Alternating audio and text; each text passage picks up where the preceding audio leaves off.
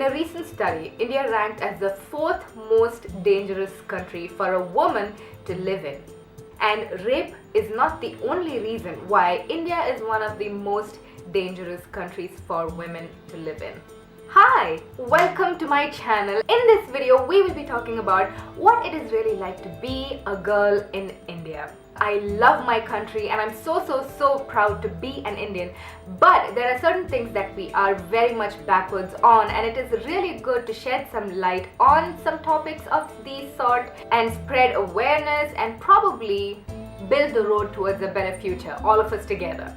And when I speak to my non-Indian friends, I realize that this is a very interesting topic to talk. So I also thought this could be a really good discussion that you and I can have today. So without further ado, let's get started.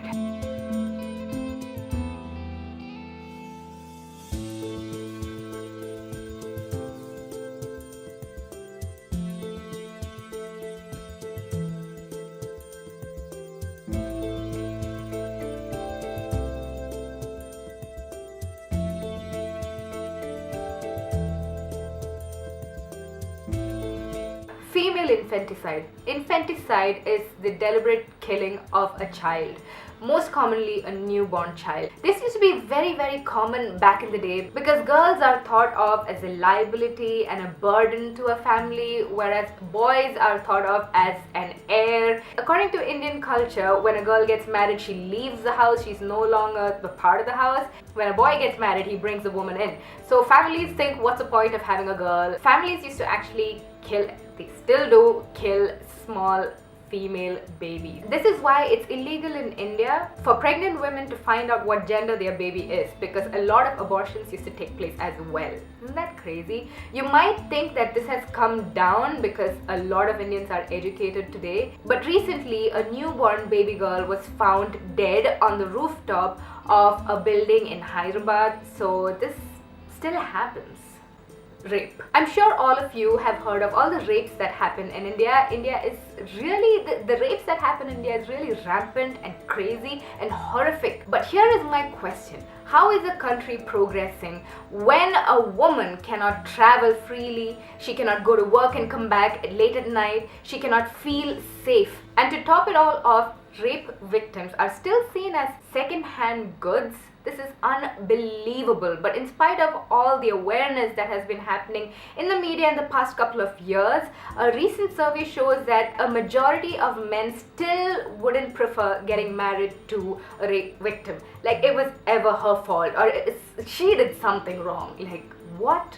Harassment, eve teasing, oogling. Every single girl that you know has been harassed at some point in her life, okay? You cannot get into a crowded bus or a train or get out of a crowded class without being groped or harassed or some kind of lewd comment passed on. Like we are actually kind of used to it and we know how to tackle these situations as well because that's how common this is. In fact, they actually say that it's natural for men to stare. The older generation, they actually say that it's the fault of the girl. It's because of what she wears, it's because of the makeup, she wants attention. If she dresses like that, isn't the guy gonna stare? It's never have some manners. Stop oogling at that girl to the boy. You know, it's always dress properly, okay? Or you're gonna get raped.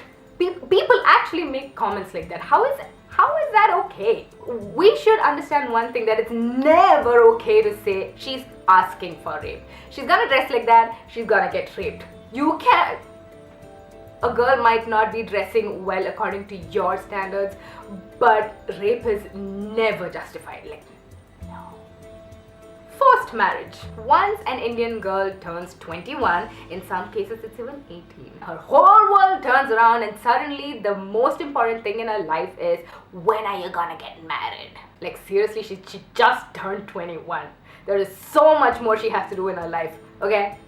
Once she gets married, the next question is, when are you gonna have babies? Well, what if she doesn't want to have babies? What if she can't have babies? Stop asking her the question. The questions don't stop at baby number 1. Then it's like, when are you gonna have next baby? This baby is gonna be all alone. Leave the woman alone. I had a professor in an engineering college. He actually once addressed our class saying, I don't know what all these girls are doing here, because anyways you all are gonna pass out, get married, and then be baby breeding machines. I couldn't believe my ears. And all sorts of scholars were sitting in our class, and let me tell you one thing, 4 out of 5 of the scholars were girls. A girl who is 27, if she's not married, it's like, is there any problem? Does she have a problem? Maybe she had a bad past. Maybe the family doesn't have money. What's going on?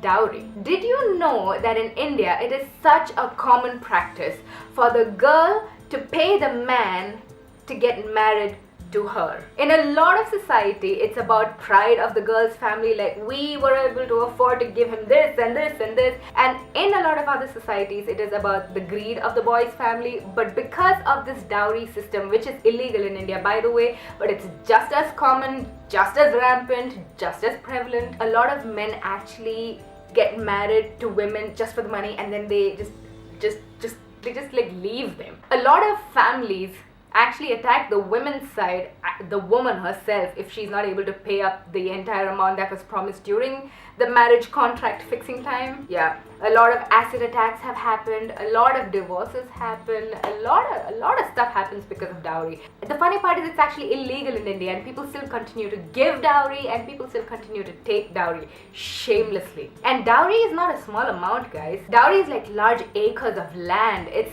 luxury cars, it's kilos of gold. The more educated a man is, the more he asks for. If he's from America, he gets more money. Did you know that? If he's an engineer or a doctor, he can ask for more money. Is that okay? Like, of course change is happening, and this is not all of India, because a lot of Indians are educated, and I don't have to say all this. People are developed and progressing, but in smaller parts of the country, these practices are still so prevalent. When you complain about small silly things that probably happen in your life, you should think about a small little baby girl who didn't even have a chance at life just because she was born a girl, or a smart, brilliant student who was forced to get married and who was not allowed to pursue her career, and all she wanted to do was probably be a doctor and serve the nation.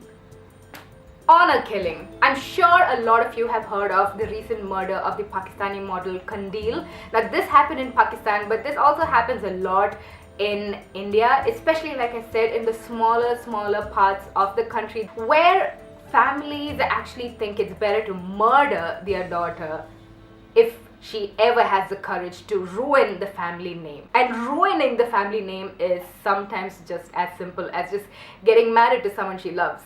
No, she didn't. They're gonna murder her and the guy. It's not okay by the laws of the country. This is not how all of Indians work, but this actually still happens in India. And it's really surprising because it's 2016. And even a lot of Indians are not aware of all of this, because India is such a huge country. We live a detached life. Like, people who have it all together really don't know what's going on in other people's lives. Violence against women. In smaller cities and villages in India, do you know that it's actually accepted for a woman to be beaten up by her husband or her father? It's actually normal. All she needs is a tight slap and she will fall back in her place. Although a lot of women in India are smart and intelligent, a lot of them are not allowed to study, and a lot of them are not allowed to work. A lot of the women are expected to just sit at home and babysit the babies once they get married. And because of this, a large majority of Indian women are extremely highly dependent on their husbands, and they are considered as not really valuable to the family.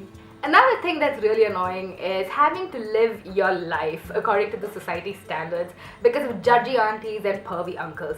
Did you know that if you wear short skirts or red lipstick, if a girl smokes cigarette or drinks or goes to a party or even hangs out with boys or even gets out of the house after sunset, she's a bad girl. She's just a bad girl. And then the question arises, who's gonna marry you? Because that's like the ultimate goal of life. Who's gonna marry you?